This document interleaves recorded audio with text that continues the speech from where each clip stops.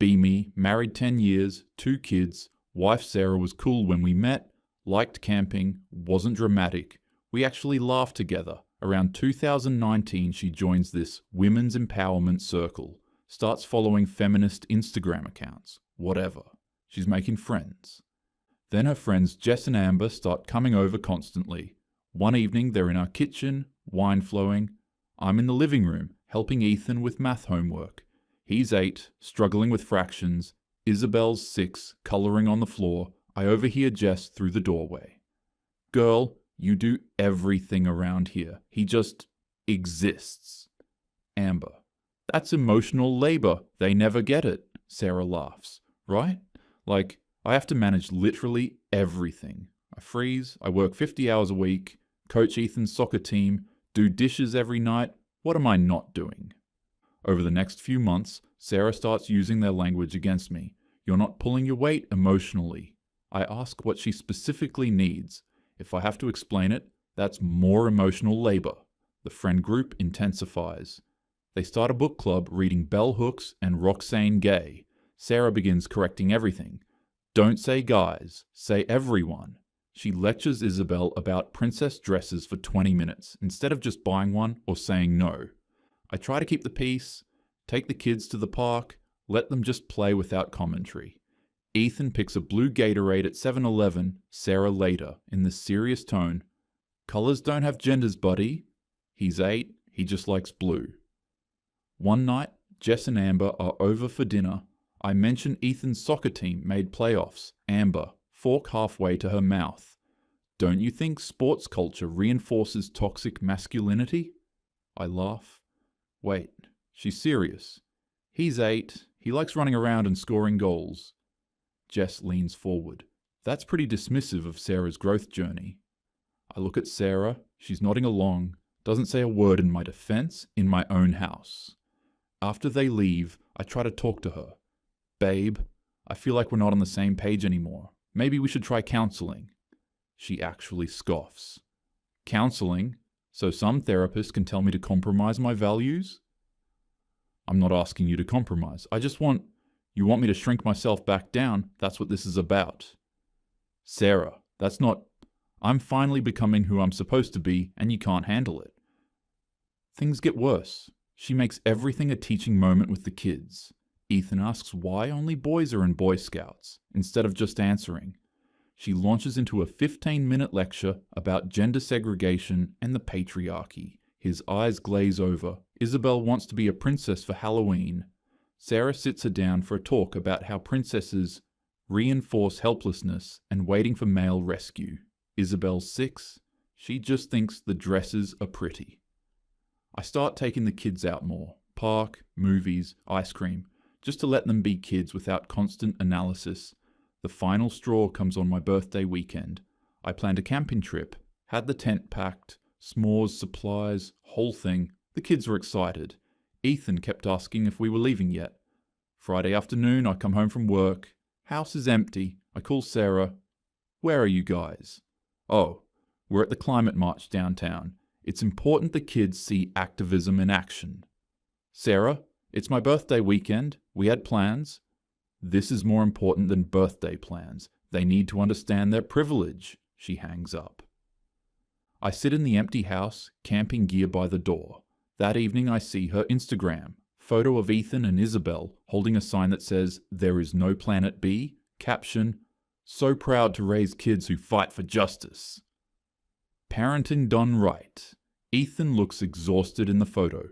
Isabel's spacing out. When they get home around 8, Ethan says, "Dad, I'm sorry we missed camping." "Not your fault, buddy. We were there for like 4 hours. My feet hurt."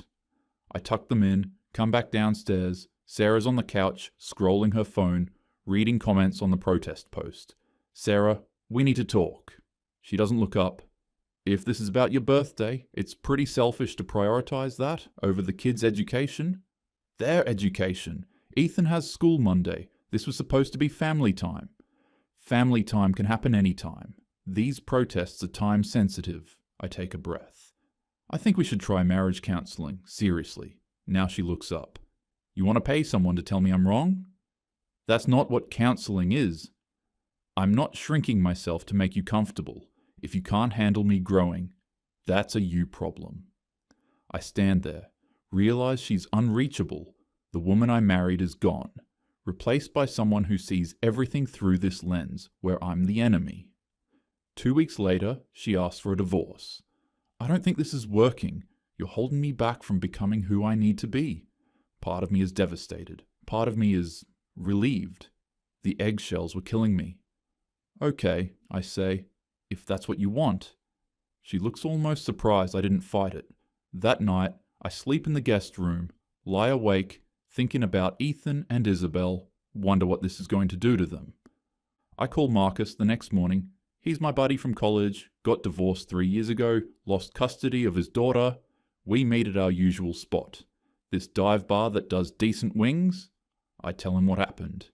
Bro, he says, wiping hot sauce off his fingers, you need to lawyer up now. Like today, courts are going to side with her automatically. You need to document everything. Document what? Everything. Every text. Every time she violates anything. Every weird thing she does. Trust me, she's going to come for you eventually. I hire a lawyer. Sarah's lawyer paints me as emotionally unavailable and resistant to modern parenting approaches. My lawyer says we can fight for 50-50 custody, but it's expensive, and honestly, with the kids this young, Ethan's 10 now, Isabel's 8, courts almost always favor the mom. I'm exhausted from the whole thing. Agree to her getting primary custody. She gets weekdays. I get every other weekend, plus alternating holidays. Child support is set, papers are signed. Feels like I lost, but I tell myself, at least we can co-parent peacefully now. Wrong. First few months, post-divorce, the kids seem lighter during my weekends. We do normal stuff. Movies, park, video games. Isabel laughs more. Ethan opens up about school without filtering himself, but they start making comments. Mom made us go to another rally on Saturday. I just wanted to stay home and play Minecraft. Mom's boyfriend Tyler made us do this weird exercise at dinner where we had to list our privileges. It was so awkward. Mom posted us at Pride without asking. My friends from school saw it. I bite my tongue. Don't badmouth her. Just listen. Then I notice her Instagram is getting more extreme. She posts the kids constantly. At protests, at marches, at community organizing events, always with captions about raising conscious kids and doing the work. Comments are full of her friends praising her. The kids' faces in the photos look tired. One weekend, Ethan mentions casually, Mom says you don't understand intersectionality. Did she explain what that means? Not really. She just said you're part of the problem. He's 10. Then something happens that I file away mentally, though I don't realize how important it'll be later. Ethan has severe asthma, has since he was 6, 2 ER visits last year when he couldn't breathe. His pulmonologist prescribed a rescue inhaler. He's supposed to have it with him always. One Friday, he shows up for my weekend. Within an hour, I notice he's breathing weird. Short, shallow breaths, slight wheeze when he exhales. Buddy, you okay? Yeah, just my chest feels tight. My stomach drops. Where's your inhaler? He hesitates, looks down. Mom didn't pack it. I text Sarah immediately. Ethan doesn't have his rescue inhaler. Can you drop it off or should I come get it? Her response comes 20 minutes later. He doesn't need it this weekend. Those things create dependency. He needs to learn proper breathing techniques. I read it 3 times.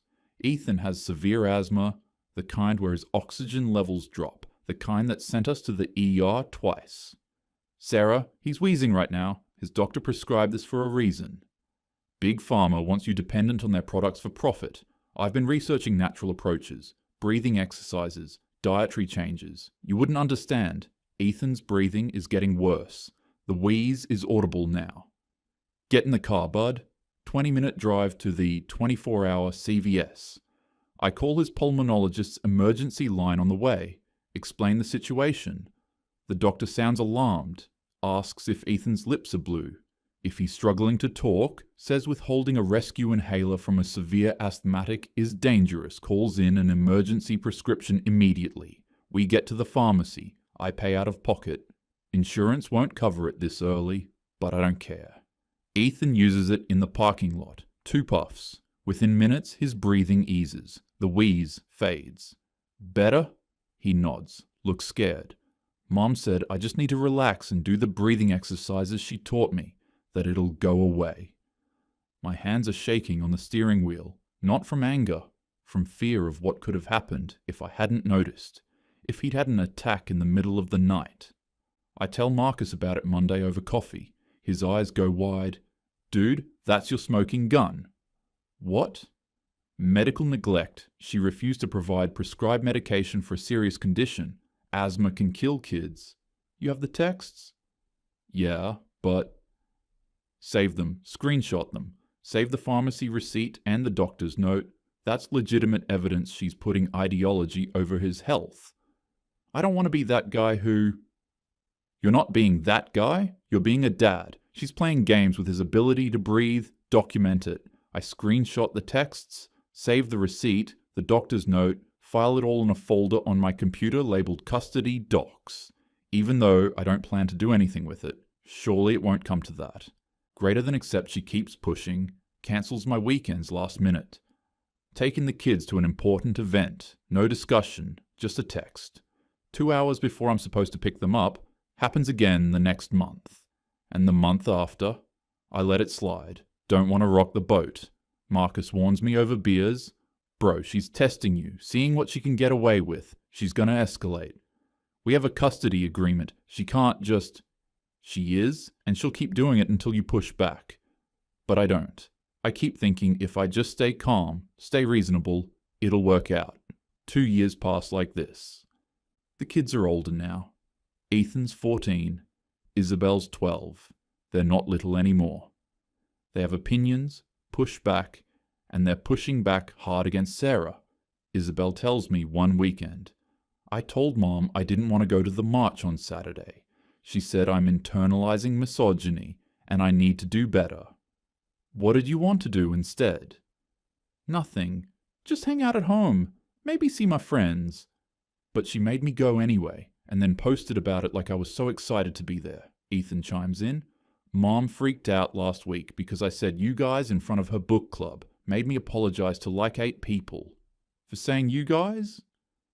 Yeah, she said it's gendered language. I have to say everyone, or folks. He rolls his eyes. He's 14, starting to see through it.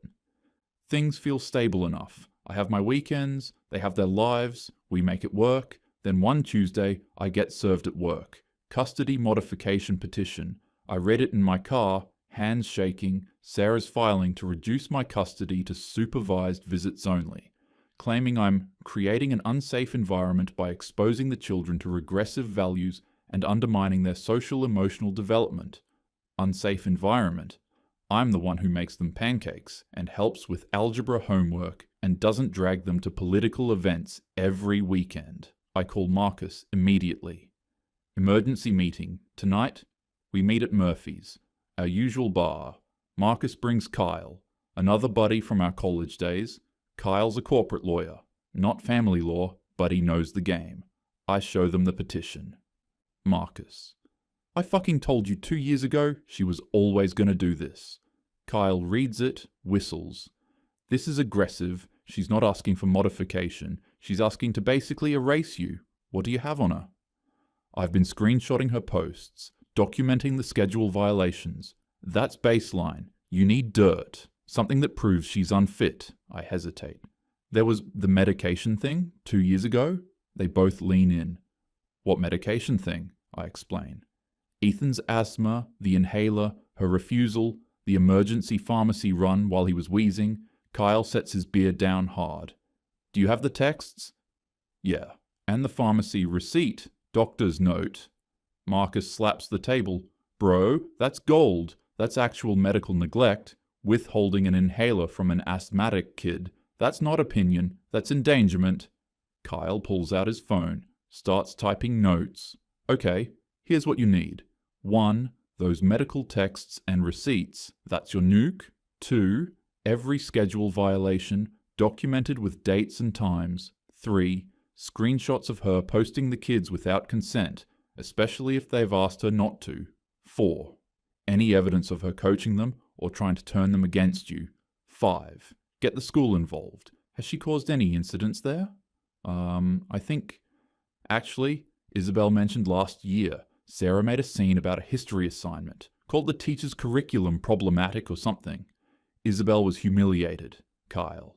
Contact the school, get documentation, counselor's notes, incident reports, anything. Marcus. And hire a real family lawyer, not some nice guy who plays fair, someone who fights dirty when necessary. I don't want to be... You're not being anything except a dad fighting for his kids? She fired first. You're just responding with facts. Kyle. One more thing. When they assign a custody evaluator, and they will, you be the most boring, stable, normal dad in the world. Make your home comfortable but not staged. Let the kids be themselves. Don't coach them, but make sure they know they can be honest about how they feel. We order another round. Marcus raises his glass. To getting your kids back, for the first time in 2 years, I feel something other than resignation. I feel hope. I hire Ms. Rodriguez based on Marcus's recommendation, former prosecutor, doesn't mess around, first meeting, she reviews everything. The asthma incident is strong. She says, reading the texts, this isn't alternative medicine debate, this is withholding emergency medication for a respiratory condition. Medical neglect angle is solid, but I need more. Build me a case. I call Isabel's school, request a meeting with the counselor. Mr. Harrison, the school counselor, pulls up his files. Oh yes, I remember this incident clearly. Your ex-wife came in extremely upset about our westward expansion unit in history, claimed it was white supremacist curriculum, demanded we change the entire lesson plan, made quite a scene in the hallway. Your daughter was mortified. She was crying in my office afterward. Do you have documentation? Incident report, yes, and notes from my follow-up session with Isabel. I get copies. Rodriguez smiles when I bring them to her. Good. Keep going. Court assigns a custody evaluator. Ms. Law, mid-50s, been doing this 20 years, no-nonsense type. Rodriguez briefs me. Be yourself. Boring is good. Let your home speak for itself. Do not badmouth Sarah. Let the evidence do that, and whatever you do, don't coach the kids. Ms. Law schedules a home visit on one of my regular weekends. I'm nervous as hell, but stick to the plan. Kids arrive Friday evening. We do our normal routine. Order pizza, watch a movie. Ethan plays Fortnite with his friends online. Isabel does TikTok dances in the living room. Saturday morning Ms. Law arrives. I offer coffee. She accepts, observes. We eat breakfast. I make pancakes. Kids argue about what movie to watch later. Normal sibling bickering. Ms. Law asks them questions. They're natural, relaxed. Ethan talks about his robotics club at school.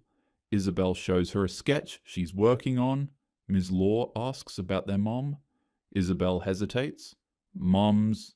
She's intense, like, everything's a lesson. I love her, but it's exhausting sometimes.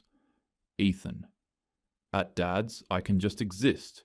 I don't have to think about every word I say. Ms. Law takes notes. I don't interrupt, don't add anything. After she leaves, I have no idea if I helped or hurt my case.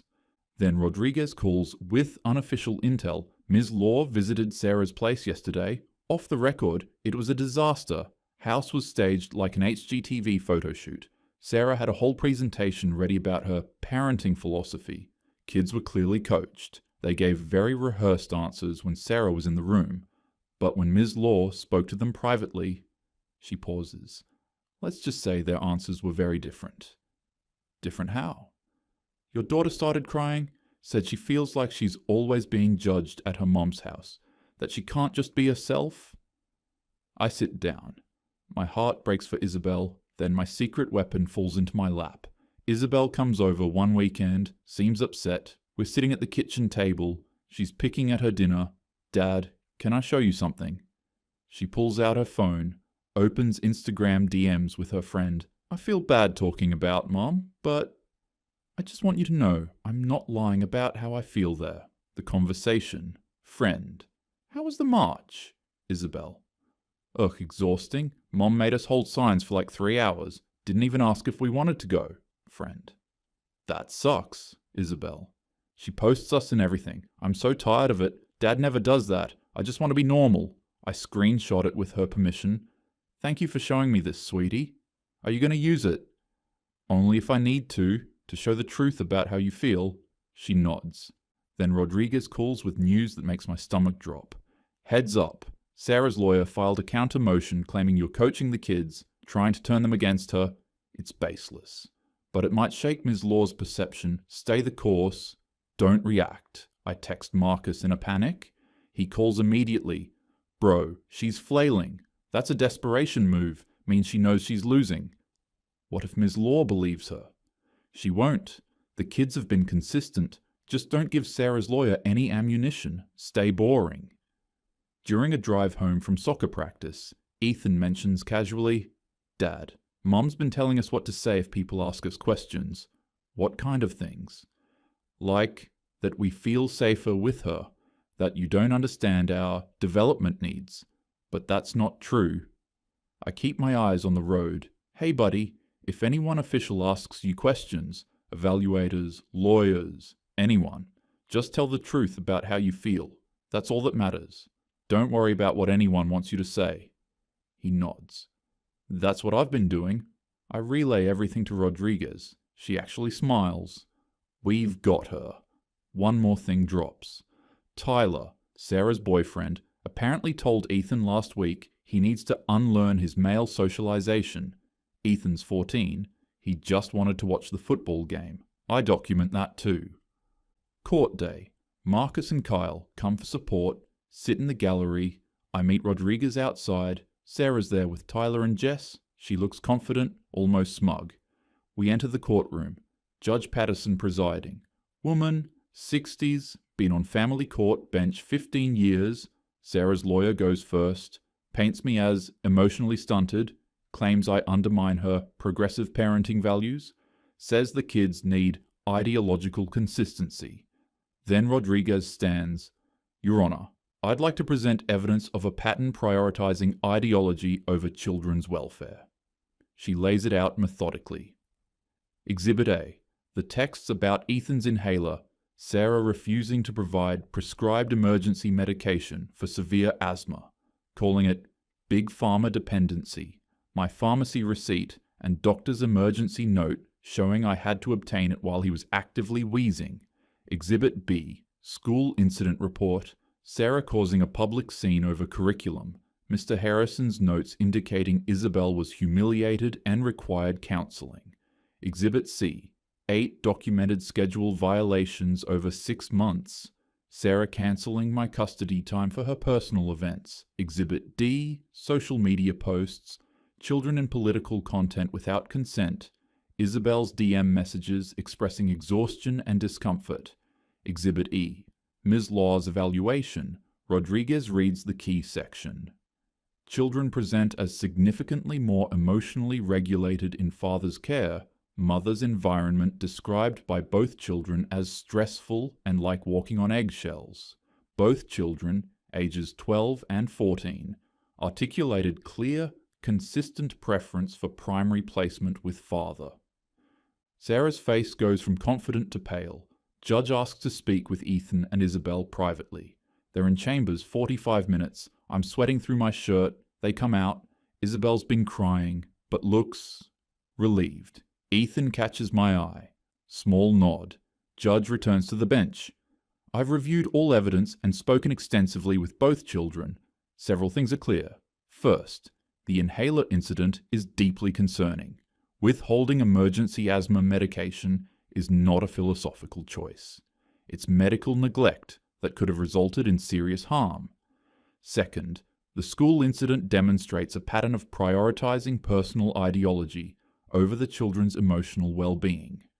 Third, these children are 12 and 14, old enough for their preferences to carry significant weight, both independently and consistently expressed strong desire for primary placement with father. She looks at Sarah.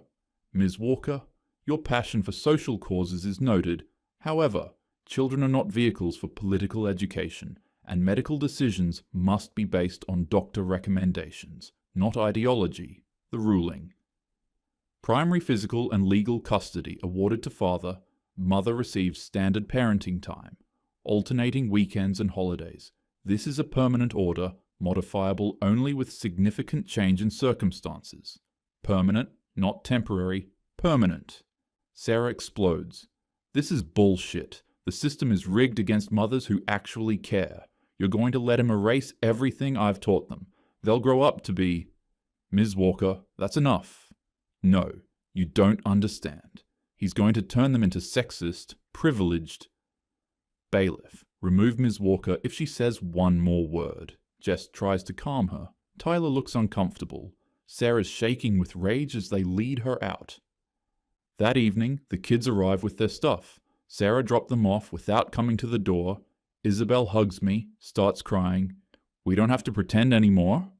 Pretend what, honey? That we're happy there, that we like all the stuff. I hold her. You never have to pretend with me. Ethan, trying to be tough. Thanks for fighting for us, Dad. We order Chinese food, watch a movie, no lectures, no lessons, just us. Later, I text the group chat. I owe you guys. Marcus. Nah, man. You had the balls to fight. Kyle. You had the evidence. That inhaler thing was the nuke. I think about that Friday 2 years ago when Ethan showed up wheezing, when Sarah refused to send his medication because of some article she read online. At the time, I thought maybe I was overreacting by making such a big deal of documenting it. Turns out that documentation saved everything. I didn't win by being manipulative or playing games. I won because when it mattered, I had proof that I put the kids' safety first, and she had proof that she didn't.